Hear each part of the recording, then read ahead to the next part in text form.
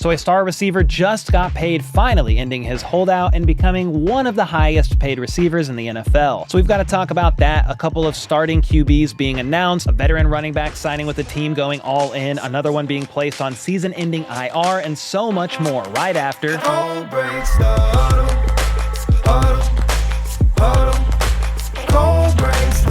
All right, we had today's video exported and then the Brandon Aiyuk news dropped, so here we are with a Brandon Aiyuk update, a big one. The saga is officially over. That's right, ladies and gentlemen, it was reported today around 6 p.m. that the 49ers are signing Brandon Aiyuk to a 4-year, $120 million deal with $76 million guaranteed. According to Adam Schefter, this deal has been on the table since August 10th, and his hold-in didn't have any impact on altering any of the details of this deal. It sounds like the 49ers are trying to save a little face here. But either way, after all the trade rumors this offseason that included the Patriots, Browns, Commanders, and most recently the Steelers, all of that is now over, and Aiyuk is heading back to San Francisco, despite Jordan Schultz reporting that Aiyuk could have gotten more money from the Patriots or the Browns. And you can now add this to the long list of massive wide receiver contracts that have been signed this offseason. CeeDee Lamb, Justin Jefferson, DJ Moore, Amon-Ra St. Brown, A.J. Brown, Jalen Waddle, Nico Collins, Devontae Smith, Michael Pittman, Calvin Ridley, and Jerry Jeudy, with the only big-name receiver remaining being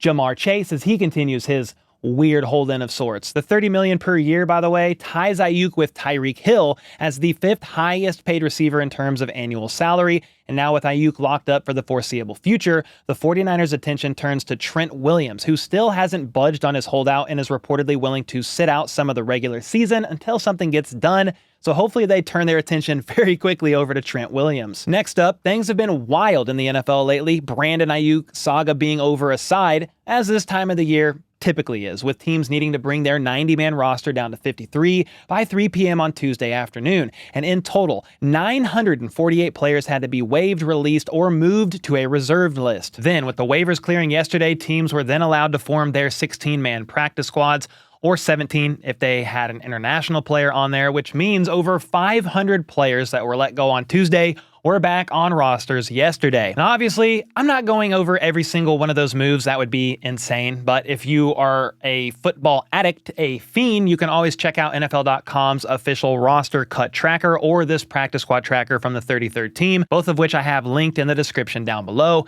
As for this video, we're going to talk about the most surprising cuts made this week, as well as some other noteworthy roster moves from around the league. But before we get into that, several key players were placed on IR or the PUP list this week, and you can see that list right here. TJ Hawkinson, Nick Chubb, Charles Omenihu, among others, are some of the most notable names that are going to be missing at least the first 4 games of the season for their respective squads.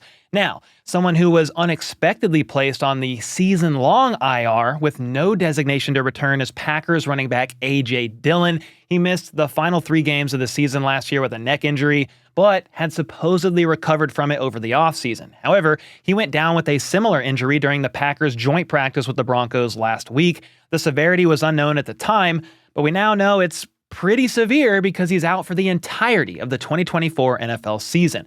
And obviously a neck injury is nothing to play around with, especially if you've suffered multiple like Dillon has. That's a big blow for the Packers and their running back room, and now they're going to be looking to rookie Marshawn Lloyd and second-year running back Emmanuel Wilson to replace Dillon as the number 2 back in Green Bay behind Josh Jacobs. So thankfully they went out and were able to get a deal done with Josh Jacobs this offseason. I also wonder if this is the writing on the wall for A.J. Dillon's NFL career. He's going to be 30 next year, which in running back years is definitely not young, and these neck injuries can be pretty serious. Another running back in the news is Dalvin Cook. He visited with the Cowboys on Monday, and yesterday, Tom Pelissero reported that the 4-time Pro Bowler did indeed sign with Dallas. That would have been yesterday morning. Dalvin Cook, though, looked Dalvin cooked last year during his time with the Jets and Ravens, but he's been training hard all offseason and feels the best he has in years. He had a shoulder issue he was working through. Supposedly, it's all good now. He's going to start out, though, on the Cowboys practice squad and get immersed in their system before getting activated, but he could be called up as soon as week 1, I guess. Dalvin Cook and Zeke Elliott in the same backfield is pretty wild to think about. if it was the year 2018. From here, I want to stay within the Cowboys division to highlight another team in the NFC East because today, Ian Rappaport shared that veteran defensive back James Bradberry is going to miss 6 to 8 weeks. He suffered a lower leg injury during yesterday's practice, and while thankfully surgery is not required, the injury involves a tendon, so it's going to take some time. Up to 2 months, that sucks for Bradberry, and that is somewhat of a blow for the Eagles secondary. Even though the 31-year-old is coming off of a down year in 2023, the hope was moving him to safety would prove to be more effective for the team as they retooled and drafted 2 corners with their first 2 picks. But I'm not sure how much playing time he realistically would have had at safety this season anyway. All right, from here, let's talk about some of the most surprising players that were either waived or released this week. The first one isn't a huge surprise if you're a Chiefs fan like myself, but on the outside looking in, many people were surprised that the Chiefs waived wide receiver Kadarius Toney. Toney was a first-round pick of the Giants back in 2021 and was traded to the Chiefs during the 2022 season in exchange for a compensatory third-round pick and a sixth-round pick in 2023 from KC. And while his 65-yard punt return in Super Bowl 57 was by far his best moment as a Chief, the rest of his tenure in KC was riddled with injuries, or him claiming not to be injured, drops, and a lot of inconsistent play. Next is former Panthers receiver Terrace Marshall Jr. He was a second-round pick out of LSU back in 2021, but just never really caught on during his first 3 seasons in the league, only catching 64 passes for 767 yards and 1 touchdown during that time. However, many thought the Panthers would possibly hang on to him after Panthers coach Dave Canales raved about him this offseason, saying, "Every day, there's a big play Terrace Marshall is a part of, screaming across the field, a vertical outside, just different ways that he's really shown us the ability and really the growth that he's had over the last couple of years." Well, that growth was apparently not enough, and after being waived, he agreed to a deal with the 49ers to join or sign with their practice squad. Another receiver let go was Noah Brown after the Texans waived him yesterday. His last 2 seasons between the Cowboys and Texans, he had 76 catches for over 1,000 yards and 5 touchdowns. That's pretty good, but Houston's receiving room is looking a bit crowded with Nico Collins, Tank Dell, the newly traded for Stephon Diggs, and John Mechie III, forcing Noah Brown down the depth chart a bit. So this move may be the best for both parties, as Brown later signed onto the Commanders' active roster with them needing all kinds of help at receiver. This next one isn't a huge surprise, but it is noteworthy as he was a former first-round pick just a couple years ago. The Vikings waived safety Cine after a disappointing 2 years with the team that really got off to an unfortunate start when he fractured his leg during his rookie season. He missed the rest of that season, but even when he got healthy last year, he hardly saw the field, even sitting out of multiple games as a healthy scratch. So he was let go yesterday, and today Tom Pelissero reported he's signing with the New York Jets. But apparently he changed his mind and he's actually signing to the Bills practice squad instead. It's not funny, but the flip-flop real quick was a very Jet-like thing to happen to that organization. Now, one of the most notable signings that occurred yesterday was running back Samaje Perine signing to the Chiefs' active roster. He was drafted back in 2017 and is heading into his 8th season in the league. And during that span, Perine has rushed for 1,830 yards and 8 touchdowns while averaging 4 yards a carry.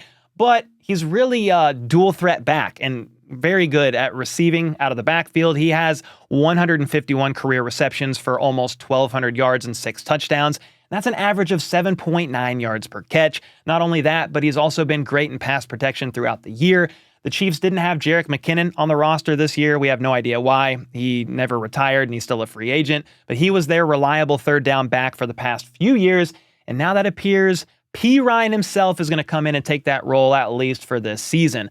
Of course, there were a lot of other moves that happened, but those were just a few of the most noteworthy ones. Another move that was made, though, was not a signing, but a trade. I talked about this during Monday's video, but Rams linebacker Ernest Jones's name was being floated around in trade talks after the team granted him permission to seek a trade. Well, it was reported that the Rams were trading their star linebacker and a 2026 6th-round pick to the Titans in exchange for a 2026 5th-round pick. Now, many fans were shocked by this deal, not because Jones was traded, but because of how little they got back in return. He was a 3rd-round pick in 2021 and was an anchor on the Rams' defense, actually coming off of his best season yet, in which he had a whopping 145 tackles and 4.5 sacks. This is a great move, though, for the Titans as they continue to completely revamp their defense. Just this offseason, they've added L'Jarius Sneed, Chidobe Awuzie, Ernest Jones, Quandre Diggs, Jamal Adams, Kenneth Murray, Sebastian Joseph Day, and rookie defensive tackle T'Vondre Sweat to go along with their new defensive coordinator Denard Wilson. Now, next up in some quarterback news, Mike Tomlin officially named Russell no longer riding Wilson as the starting quarterback for the Steelers yesterday. Wilson was battling Justin Fields for the starting job throughout training camp and preseason, and it looks like Pittsburgh is going to roll with the 35-year-old veteran and have Fields at QB2.